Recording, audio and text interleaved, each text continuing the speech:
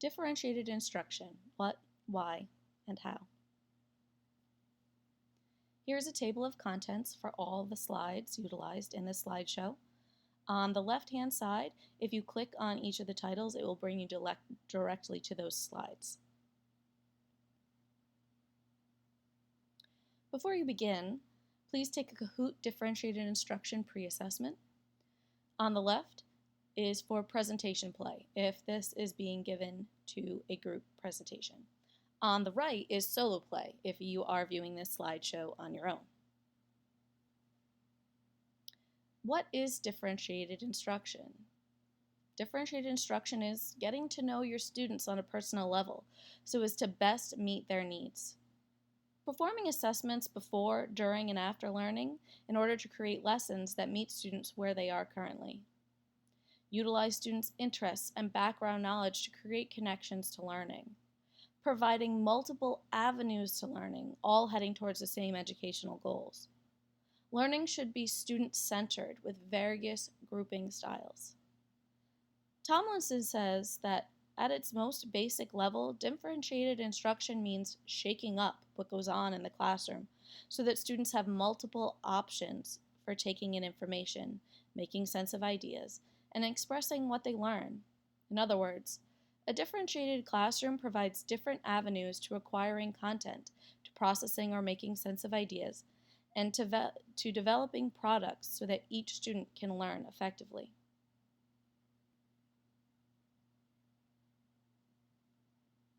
Here's an infographic of what differentiated instruction is and does not. So differentiation is teaching up, a student-focused way of thinking about teaching and learning. And it's an idea as old as effective teaching. And differentiation is not dumbing down teaching for some students or a synonym for group work.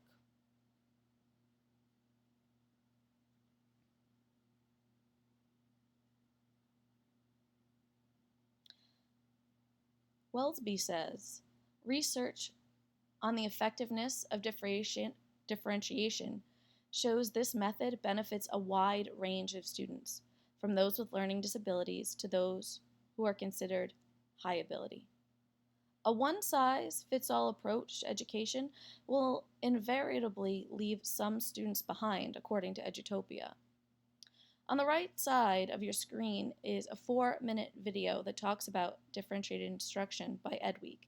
It's a great view and I really highly recommend it. Gardner's multiple intelligences versus learning styles. There are 8 intelligences. Everyone has all 8 intelligences, but some are stronger than others. But even though some intelligences might be stronger, that doesn't mean that one can't learn through the other intelligences as well. Learning styles are the way in which we access materials for learning, like charts, oral reading, color coding, hands-on activities, and role-playing. Terada says, when students use more than one medium to process a lesson, learning is more deeply encoded, and being overly reliant on a perceived dominant learning style is a recipe for learning less effectively. Here's an opportunity to take a learning styles quiz. Click on the picture below and take the quiz. Learning styles quiz results. Now that you've gotten the results of your quiz, what does this mean? My test results says that I'm 40% auditory, 45% visual, 15% tactile. But this does not negate the fact that I am capable of learning in many ways. These are just the strongest ways in which I may approach learning, but they might not always work. That is why differentiating instruction is so important, because it gives multiple avenues to learning that can play to students' strengths while also reinforcing each other. Edutopia says that learning is fluid and complex, and it's important to avoid labeling students as one type of learner. How to differentiate instruction, the do's and don'ts. Do learn about your students. This can be done through not only talking to your students, but formative assessment. Start with pre-assessments to determine students' prior knowledge about what you want them to learn. Create lessons with varied methods of conveying educational concepts such as large and small group activities, lecture, videos, audio clips, and hands-on activities. Provide flexible grouping opportunities. Differentiation don'ts. Don't try to do everything at once because successful differentiated instruction takes time. Don't create an individual learning plan for every student. Group students only one way for learning. Don't do that. Don't pigeonhole students into only one learning style, and don't teach through only one modality. And don't worry, because you've got this. 4 ways to differentiate instruction. There are 4 main ways to do this: through content, process, product, and learning environment. Through content, you vary what you want your students to be able to know by knowledge level. My suggestion is to take a look at Bloom's taxonomy. You click on the link, it'll take you there. Process. Teach concepts using different methods: lecture, small and large group, videos, audio clips, and hands-on activities. You can use learning stations, think, pair, share, journaling, project-based learning, and academic contract model. Product. Students can exhibit their understanding of the educational concepts of the unit through activities that they prefer. Write a story, poem, or report. Create a cartoon, slideshow, podcast, app, or video.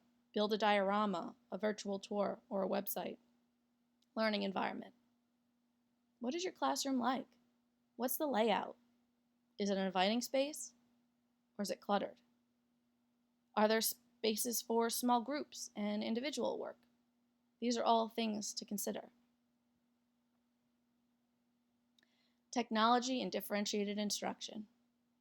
With the advent of technology that can be utilized in the classroom, it has greatly aided teachers in the implementation of differentiated instruction.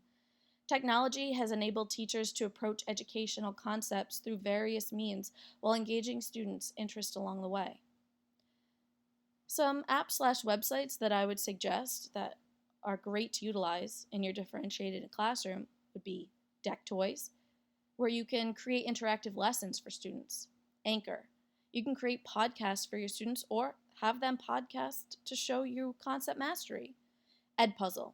You can use videos as formative assessment. They watch the video and throughout it stops and asks them questions.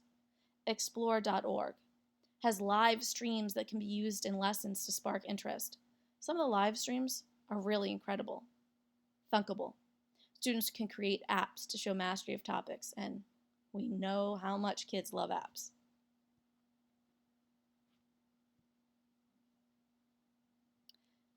Differentiated assessment.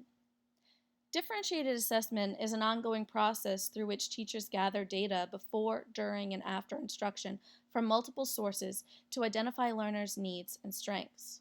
This is from Quality Education Program, Inc. Pre-assessment. Chapman and King say, pre-assessment is an essential component of planning to meet the diverse needs of learners in a differentiated classroom. The goal of pre-assessment is to expose each learner's prior knowledge, skills, interests, and feelings before the information is presented. Pre-assessment should be administered a few weeks before a unit begins and should not only gauge knowledge about a topic, but a student's feelings about them as well. Information gathered should be analyzed and used to differentiate instruction for students. It can be also used to cultivate student interest in a topic prior to the start of its instruction. Pre-assessment/formative assessment.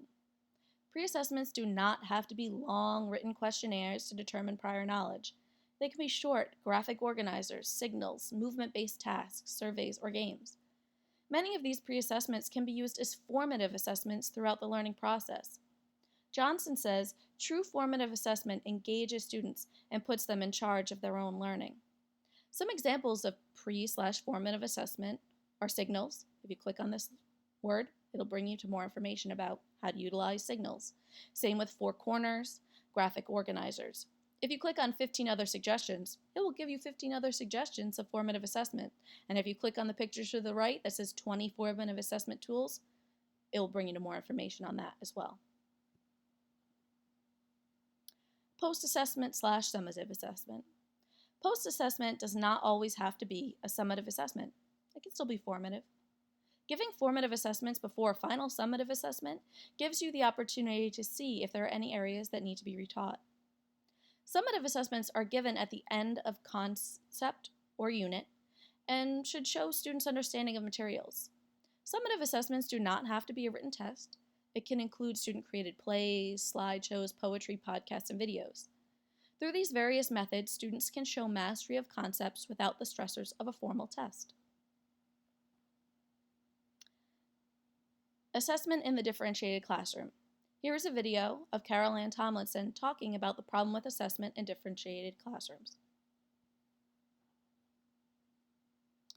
Differentiated instruction summary. Well, differentiated instruction, or DI, is a student-based way of teaching and learning. Understanding students' learning needs is an important aspect of implementing DI in a classroom. Realizing that students have all 8 of Gardner's multiple intelligences is a necessary step to creating awareness that learning styles and multiple intelligences are not the same, and that learning styles are an approach to educational materials. There are multiple ways to differentiate instruction, such as through content, process, product, and learning environment. Technology is a great way to differentiate instruction throughout a learning unit. Since DI is student-based, it's important to assess students throughout the learning process, and this is called differentiated assessment. Pre-assessment should be given a few weeks before the start of an instructional unit, whereas formative assessments given during the learning process will engage students in their own learning. Summative assessments do not have to be formal written tests, but can be done in any way in which a student can show mastery of the educational material. Remember, last but not least, when it comes to differentiated instruction, you've got this. At this time, I'd like you to take the Kahoot Differentiated Instruction Post-Assessment. If this is being given as a presentation, then choose Presentation Play. And if you are watching the slideshow solo, then go with Solo Play. Here are the resources that I used in order to create this presentation.